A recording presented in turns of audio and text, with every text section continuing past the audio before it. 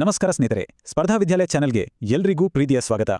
ಬನ್ನಿ, ಇವತ್ತು ನಾವು 17 ಏಪ್ರಿಲ್ 2026ರ ಪ್ರಚಲಿತ ಘಟನೆಗಳನ್ನು ಒಂದು 10 ಪ್ರಮುಖ ಪ್ರಶ್ನೆಗಳ ಮೂಲಕ ಡೀಟೇಲ್ ಆಗಿ ಅರ್ಥ ಮಾಡ್ಕೊಳ್ಳೋಣ. ಪ್ರತಿಯೊಂದು ಪಾಯಿಂಟ್ ಕೂಡ ಪರೀಕ್ಷೆಗೆ ತುಂಬಾನೇ ಇಂಪಾರ್ಟೆಂಟ್. ಸೊ ಶುರು ಮಾಡೋಣ ಅಲ್ವಾ? ನಾವು ಇವತ್ತು ಚರ್ಚೆ ಮಾಡಲಿಕ್ಕೆ ಅಂತ 5 ವಿಭಾಗಗಳನ್ನಾಗಿ ಮಾಡ್ಕೊಂಡಿದ್ದೀವಿ ನೋಡಿ. ಪ್ರಶಸ್ತಿಗಳು, ಭೂಗೋಳ, ಕ್ರೀಡೆ, ರಾಷ್ಟ್ರೀಯ, ಅಂತಾರಾಷ್ಟ್ರೀಯ, ಹೀಗೆ ಕೊನೆಗೆ ಒಂದು ಕ್ವಿಕ್ ರಿವಿಷನ್ ಕೂಡ ಇದೆ. ಹೀಗೆ ಮಾಡಿದ್ರೆ ಎಲ್ಲವನ್ನೂ ನೀಟಾಗಿ ನೆನ್ಪಿಟ್ಕೊಳ್ಬೋದು. ಸರಿ, ಹಾಗಿದ್ರೆ ತಡ ಯಾಕೆ? ಮೊದಲನೇ ವಿಭಾಗ ಪ್ರಶಸ್ತಿ ಮತ್ತು ಗೌರವಗಳು, ಇದರೊಂದಿಗೆ ಶುರು ಮಾಡೋಣ. ಮೊದಲನೇ ಪ್ರಶ್ನೆ ಇಲ್ಲಿದೆ, ಸ್ಕ್ರೀನ್ ಮೇಲೆ ನೋಡಿ. 2025-26ನೇ ಸಾಲಿನಲ್ಲಿ ಕರ್ನಾಟಕದ ಅತ್ಯುನ್ನತ ಸಾಹಿತ್ಯ ಗೌರವ ಅಂದ್ರೆ ನಮ್ಮ ಪಂಪ ಪ್ರಶಸ್ತಿಗೆ ಯಾರನ್ನ ಆಯ್ಕೆ ಮಾಡಿದ್ದಾರೆ? ಆಪ್ಷನ್ಸ್ ನೋಡಿ. ಬೆಲ್ದಾಳ ಸಿದ್ದರಾಮಯ್ಯ ಶರಣರು, ಭಾನುಕೀರ್ತಿ ಭಟರಾಕ ಸ್ವಾಮೀಜಿ, ದೇವನೂರು ಮಹಾದೇವ ಅಥವಾ ಕುವೆಂಪು. ಯಾರಿರ್ಬೋದು? ಸ್ವಲ್ಪ ಯೋಚನೆ ಮಾಡಿ. ಓಕೆ, ಸರಿಯಾದ ಉತ್ತರ ಆಪ್ಷನ್ ಸಿ, ದೇವನೂರು ಮಹಾದೇವ ಅವರು. ಇವರು ಕನ್ನಡದ ಬಂಡಾಯ ಸಾಹಿತ್ಯದ ಬಾಳ ದೊಡ್ಡ ಹೆಸರು. ಕುಸುಮಬಾಲೆ, ಒಡಲಾಳ ದಂಥ ಕೃತಿಗಳನ್ನ ಓದಿದ್ರೆ ಗೊತ್ತಾಗತ್ತೆ ಸಮಾಜದ ನೋವನ್ನ ಎಷ್ಟು ಅದ್ಭುತವಾಗಿ ಹಿಡಿದಿಟ್ಟಿದ್ದಾರೆ ಅಂತ. ಅಂದಾಗೆ ಈ ಪಂಪ ಪ್ರಶಸ್ತಿ ಕನ್ನಡದ ಆದಿಕವಿ ಪಂಪನ ಹೆಸರಲ್ಲಿದೆ. ಇದು ನಮ್ಮ ರಾಜ್ಯದ ಅತ್ಯುನ್ನತ ಸಾಹಿತ್ಯ ಪ್ರಶಸ್ತಿ. ಸರಿ, ಹಾಗಾದ್ರೆ ಉಳಿದ ಆಪ್ಷನ್ಸ್ ಬಗ್ಗೆನೂ ಸ್ವಲ್ಪ ತಿಳ್ಕೊಳ್ಳೋಣ. ಬೆಲ್ದಾಳ ಸಿದ್ದರಾಮಯ್ಯ ಶರಣರಿಗೆ ಇದೇ ಸಾಲಿನ ಬಸವ ರಾಷ್ಟ್ರೀಯ ಪುರಸ್ಕಾರ ಸಿಕ್ಕಿದೆ. ಇನ್ನು ಭಾನುಕೀರ್ತಿ ಭಟಾರಕ ಸ್ವಾಮೀಜಿಯವರಿಗೆ ಭಗವಾನ್ ಮಹಾವೀರ ಶಾಂತಿ ಪ್ರಶಸ್ತಿ ನೀಡಿ ಗೌರವಿಸಲಾಗಿದೆ. ನಿಮಗೆ ಗೊತ್ತಾ, ಪಂಪ ಪ್ರಶಸ್ತಿಯ ಮೊದಲ ಪುರಸ್ಕೃತರು ಬೇರೆ ಯಾರೂ ಅಲ್ಲ, ನಮ್ಮ ರಾಷ್ಟ್ರಕವಿ ಕುವೆಂಪುವರು. ಸರಿ, ಪ್ರಶಸ್ತಿಗಳ ವಿಭಾಗದಲ್ಲಿ ನಮ್ಮ ಮುಂದಿನ ಪ್ರಶ್ನೆ. ಭಾರತ ರತ್ನ ಲತಾ ಮಂಗೇಶ್ಕರ್ ಅವರ ಸ್ಮರಣಾರ್ಥ ನೀಡುವ 2026ನೇ ಸಾಲಿನ ಪ್ರತಿಷ್ಠಿತ ಲತಾ ದೀನಾನಾಥ್ ಮಂಗೇಶ್ಕರ್ ಪ್ರಶಸ್ತಿಯನ್ನು ಯಾರಿಗೆ ನೀಡಲಾಗಿದೆ? ಆಪ್ಷನ್ಸ್ ನೋಡಿ.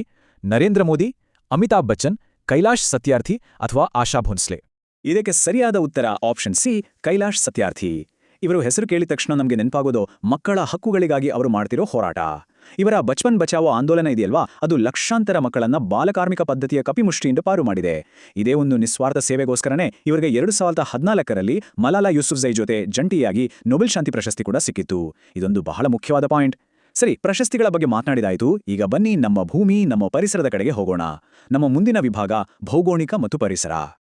ಓಕೆ, ಜಿಯೋಗ್ರಫಿ ಸೆಕ್ಷನ್ನಲ್ಲಿ ಮೊದಲ ಪ್ರಶ್ನೆ ಇಲ್ಲಿದೆ. ಇತ್ತೀಚೆಗೆ ಬಹಳ ಸುದ್ದಿಯಲ್ಲಿತ್ತು.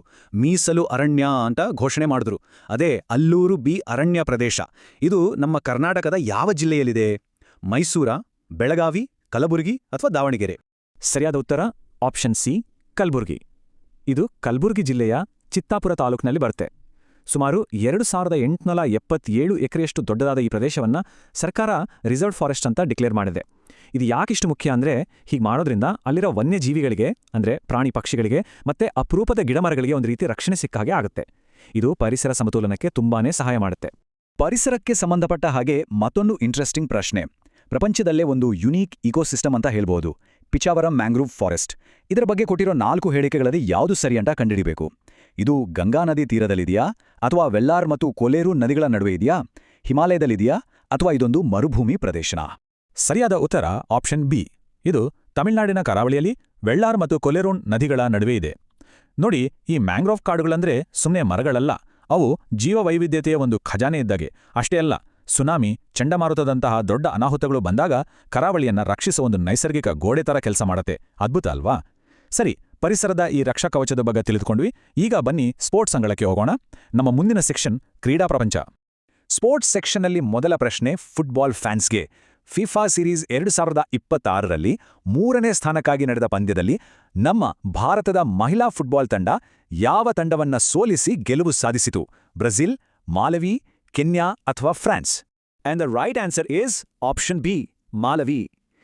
ಕೆನ್ಯಾದ ನೈರೋಬಿಯಲ್ಲಿ ಆಡಿದ ಪಂದ್ಯ ಅಂತೂ ಸಿಕ್ಕಾಪಟ್ಟೆ ಥ್ರಿಲ್ಲಿಂಗ್ ಆಗಿತ್ತು. ನಮ್ಮ ಹುಡುಗಿಯರು 3-2 ಗೋಲುಗಳ ಅಂತರದಿಂದ ಮಾಲವಿ ವಿರುದ್ಧ ಭರ್ಜರಿ ಜಯ ಸಾಧಿಸಿರು.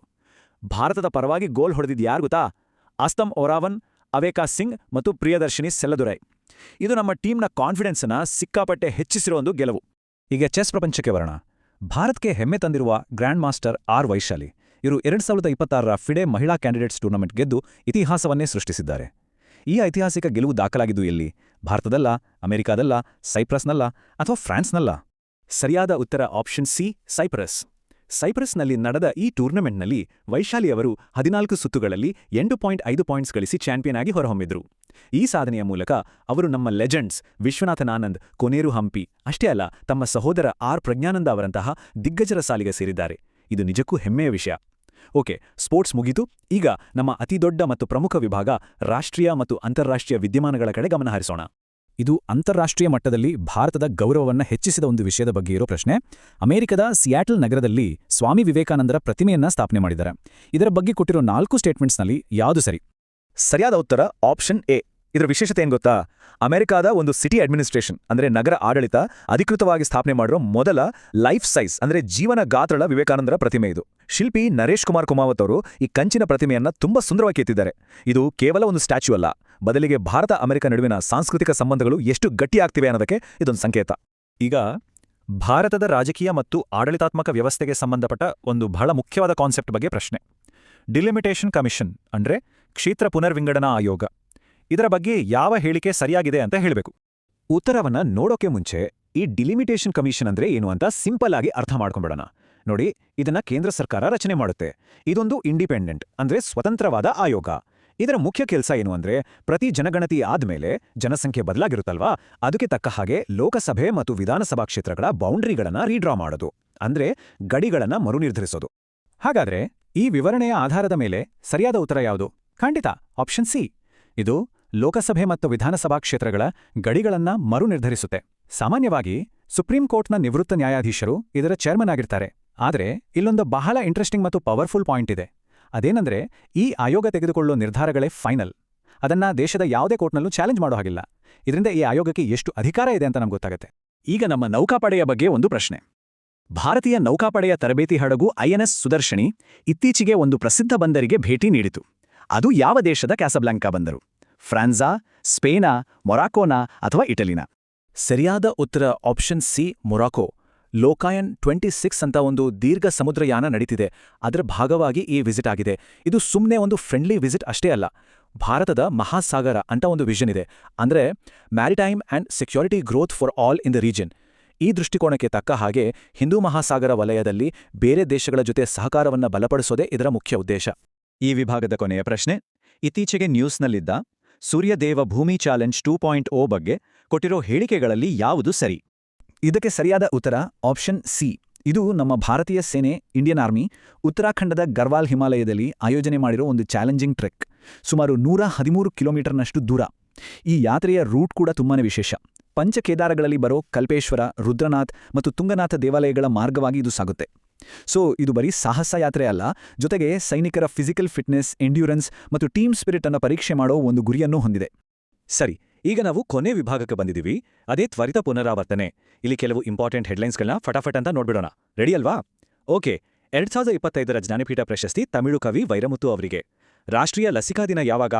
ಪ್ರತಿ ವರ್ಷ ಮಾರ್ಚ್ 16. ಹೆನ್ಲಿ ಪಾಸ್ಪೋರ್ಟ್ ಇಂಡೆಕ್ಸ್ 2026ರಲ್ಲಿ ಭಾರತದ ರ್ಯಾಂಕ್ 80. ಮತ್ತು BCCIನ ನಮನ್ ಅವಾರ್ಡ್ ಈ ವರ್ಷ ಯುವ ಆಟಗಾರ ಶುಭ್ಮನ್ ಗಿಲ್ ಪಾಲಾಗಿದೆ. ಇವತ್ತಿನ ಈ ವಿವರವಾದ ಚರ್ಚೆ ಇಲ್ಲಿಗೆ ಮುಗಿತು. ಹೋಗೋ ಮುಂಚೆ ನಿಮ್ಗೊಂದು ಚಿಕ್ಕ ಪ್ರಶ್ನೆ. ನಮ್ಮ ಕರ್ನಾಟಕ ರಾಜ್ಯದ ಒಟ್ಟು ವಿಸ್ತೀರ್ಣ ಅಂದ್ರೆ ಏರಿಯಾ ಎಷ್ಟು? ನಿಮ್ಗೆ ಉತ್ತರ ಗೊತ್ತಿದ್ರೆ ಕೆಳಗೆ ಕಾಮೆಂಟ್ ಬಾಕ್ಸ್ನಲ್ಲಿ ಖಂಡಿತ ತಿಳಿಸಿ.